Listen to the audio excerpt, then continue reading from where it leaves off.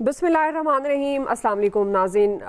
Programme का आगाज़ करते हैं। पैनल का तारुफ करवा दूँ। प्रोग्राम में शामिल हैं अयाज खान साहब, आमिर इलियास राना साहब, फैसल हुसैन साहब, नवीद हुसैन साहब और मोहम्मद इलियास साहब। आप सबका शुक्रिया।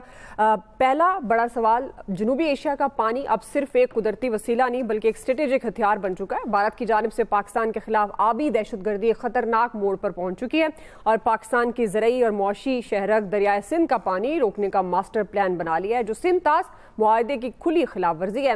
दूसरी तरफ चीन ने दो टोक अल्फाज में भारत को खबरदार किया है कि अगर सिंध तास मुआहदे की खिलाफ वर्जी हुई तो ब्रह्मपुत्रा का पानी भी रोक दिया जाएगा। ये दरिया से भारत को कुल पानी का 30% और 44% बिजली फराहम करता है। माहिरीन ने भी खबरदार किया है कि भारत की आबी दहशतगर्दी जारी रही तो ये ना सिर्फ खित्ते के लिए बल्कि दुनिया के अमन के लिए एक बड़ा खतरा बन सकती है। नवीद साहब, आपसे आगाज कर रही हूँ चूंकि अब ये जो भारतीय दहशतगर्दी पर खासतौर पर आबी जारियत के हवाले से माहिरीन ने खतरे की बड़ी घंटी बजा दी है, आपके ख्याल में क्या भारत एक और एडवेंचर की तरफ बढ़ सकता है? अगर ये जो सिंध तास मुआहदे की खिलाफ वर्जी पहले भी करने की कोशिशों में लगा हुआ था और अब तो अलग ऐलान भी कर रहा है, आपको लगता है कि कोई और तसादुम की फजा खुदा ना खास्ता हो सकती है? अच्छा, तो सबसे पहले तो मेरे ख्याल में जो आपने जिक्र किया कि चाइना ने धमकी दी है, मेरे नॉलेज में नहीं है कि चाइना ने कोई इस तरह का जो है वो कोई कहा हो ब्रह्मपुत्रा के हवाले से, बिकॉज चाइना यूजुअली जो है वो ऐसे मामलात में वो न्यूट्रल रहता है, तो ये इसका तो मुझे इल्म कहते ही नहीं है। दूसरी बात जो आपने कहा कि क्या जो है वो कोई फर्दर जो है एस्केलेशन हो सकती है, तो एस्केलेशन ऑलरेडी स्टार्ट हुई है।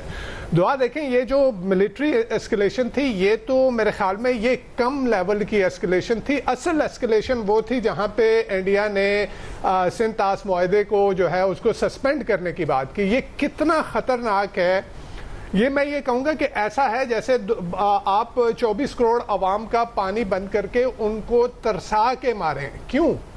आप ये देखें कि पाकिस्तान की इकोनॉमी जो है, पाकिस्तान की इकोनॉमी का 24% जो जीडीपी है वो एग्रीकल्चर से रिलेटेड है।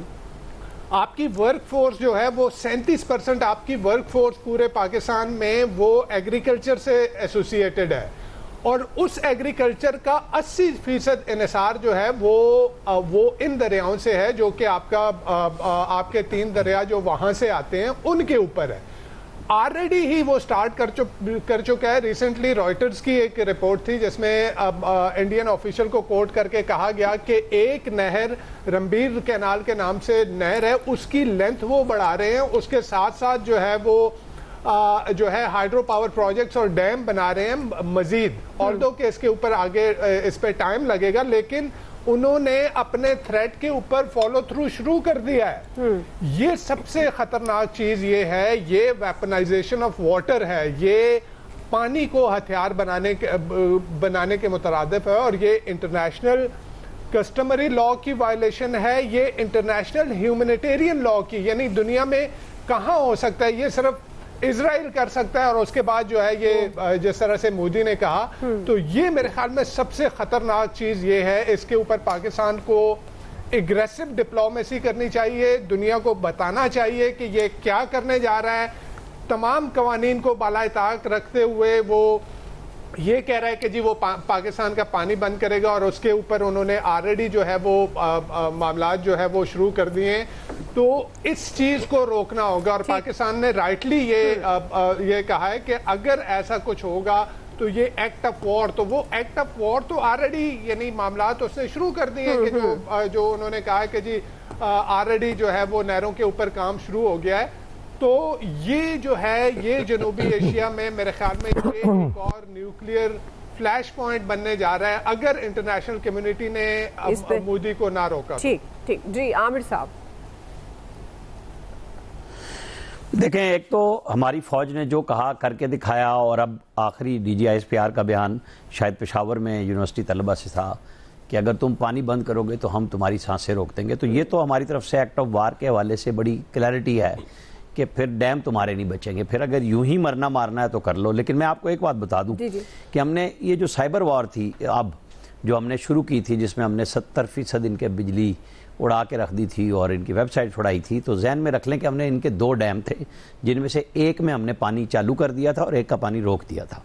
ये उनको डिमॉन्स्ट्रेशन हम दिखा चुके हुए हैं और ये मैं पक्की इन्फॉर्मेशन की बुनियाद पे आपको बता रहा हूँ कि उनको ये मैसेजेस जा चुके हुए हैं कि जो कुछ कर रहे हो इससे बहुत बुरा होगा अगर इससे आगे चलोगे।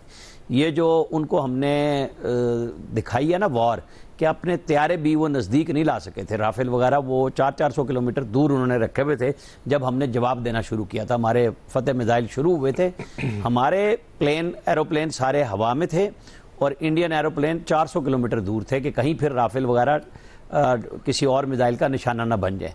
ऐसे नहीं सुबह 7:30 बजे से मिन्नत तरला शुरू हो गया हुआ था उनका दुनिया भर में।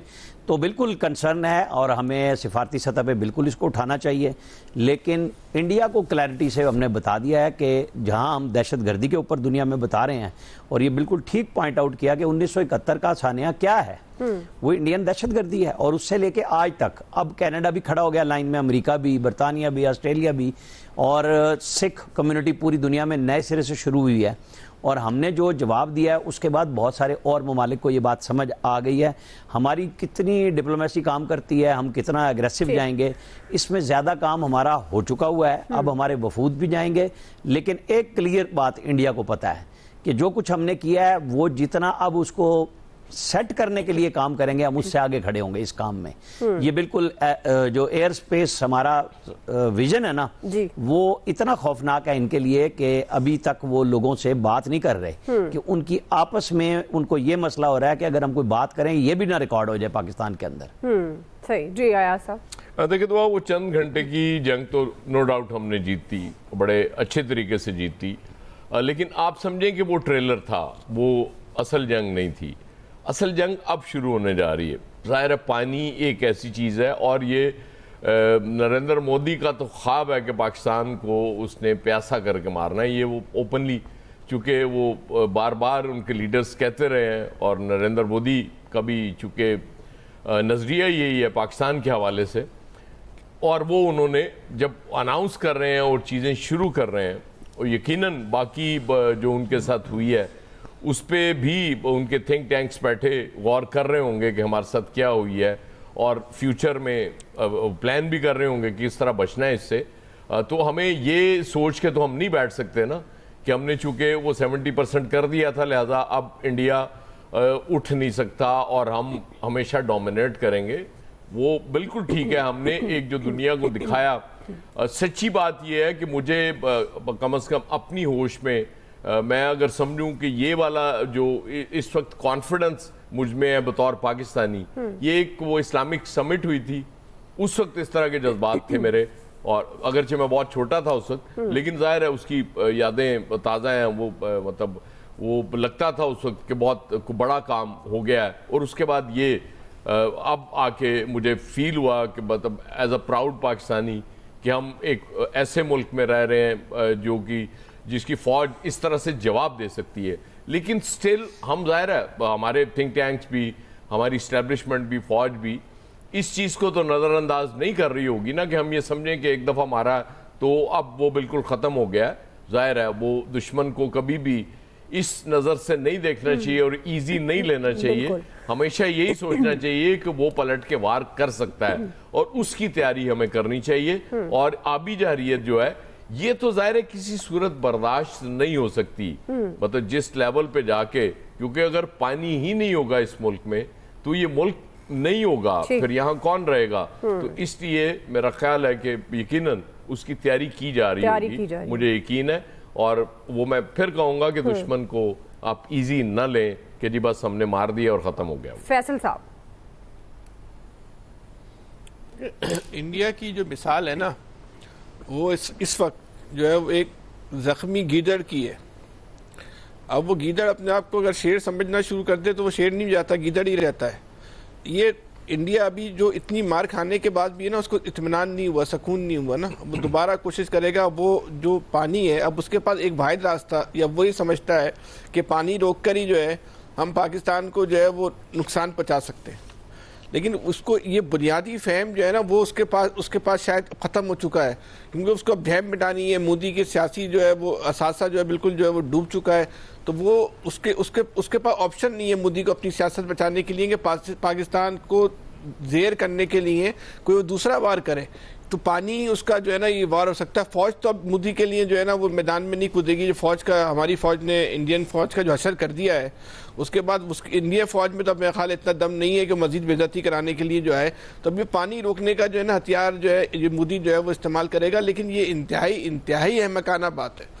जितनी बेइज्जती और जितनी बदनामी मोदी की इस जंग में हुई है, उससे कई गुना ज्यादा बदनामी और बेइज्जती जो है इस वक्त मोदी की मुंतजिर है। यानी कि और मोदी जो है बड़े हंसते खेलते जो है ना इस बदनामी को अपने गले लगाने के लिए बेचैन और बेताब है। ये देख लीजिएगा आप, इस बात को नोट भी कर लीजिएगा कि ये जो पानी बंद करने की बात कर रहा है मोदी, इसमें भी मुंह की खाएगा, बिल्कुल, और उसी तरह मुंह की खाएगा जिस तरह इसने जंग में खाई थी, और शायद उससे ज्यादा जो है ना मुंह की खाया, और ये दोबारा उठ नहीं पाएगा। ये अपने सियासी मुस्तकबिल को, इसने पूरे भारत की कौम को रुस्वा करवा दिया, पूरे भारत को इसने रुस्वा करा दिया, उसकी फौज को जो है उसने जीरो कर दिया। इस खित्ते की जो इस खित्ते का जो वो था ना कल्चर, इस खित्ते में के जो चौधरी थे वो तब्दील कर दिया। अब इस खित्ते के चौधरी हम हैं, पाकिस्तान है, और ये मोदी की मेहरबानी से अल्लाह का शुक्र है कि हम सोच भी नहीं सकते थे कि हम इस खित्ते में चौधरी बन सकते हैं, लेकिन बन गए। ठीक, तो हम मोदी को हमसे एहतियात से बात करनी चाहिए, किसी चौधरी से जिस तरह बात की जाती है उसी तरह करनी चाहिए, और पिटेगा। इलियास साहब, देखिए ये प्लान काफी अरसे से, क्या बात है, पिटेगा, काफी अरसे से मोदी प्लान कर रहा था कि पाकिस्तान का पानी रोका जाए। अब ये जो हालिया कशीदगी हुई, उससे पहले भी उसने प्लान किया हुआ था कि 39 हाइडल जो प्रोजेक्ट्स हैं वो लगाए जाएं और पानी का रुख मोड़ा जाए। तो जाहिर है ये कर नहीं सकता था, क्योंकि वर्ल्ड बैंक ऐसे प्रोजेक्ट्स को इस पर नहीं कर सकता, क्योंकि गारंटर है वर्ल्ड बैंक, और जो भी काम करना होगा इसको बताना पड़ेगा इसको, ताकि, लेकिन ये अब इसने बताए बगैर इस तरह करके ये जाहिर कशीदगी पैदा करके अपनी जो पहले इसको पिटी है, इनके मार पिटी जिसपे इनकी इतनी बेइज्जती हुई है, तो ये चाह रहे हैं कि इस मसले को इस मसले के ज़रिए पानी के मसले जारियत करके, इसमें दहशत गर्दी करके पाकिस्तान का पानी किसी तरीके कम किया जा सके। हालांकि ऐसा बिल्कुल नहीं कर सकता। अगर ये करेगा तो इंसानी हकूक़ की जो खिलाफ वर्जी के अलावा इस पर यूनाइटेड नेशन और दूसरे वर्ल्ड बैंक वगैरह जो हैं उनको बताना इसके लिए ज़रूरी है, लेकिन ये नहीं बता रहा है। ये ज़बरदस्ती करेगा तो इसके लिए जो पाकिस्तान ने जो अगला प्लान बनाया हुआ है, जी बिल्कुल, वो इसके लिए ज़्यादा खतरनाक होगा। वक्त ख़त्म होंगे जी। आप सबका शुक्रिया। आज के एक्सपर्ट से इतना ख्याल रखिए। अल्लाह हाफिज़।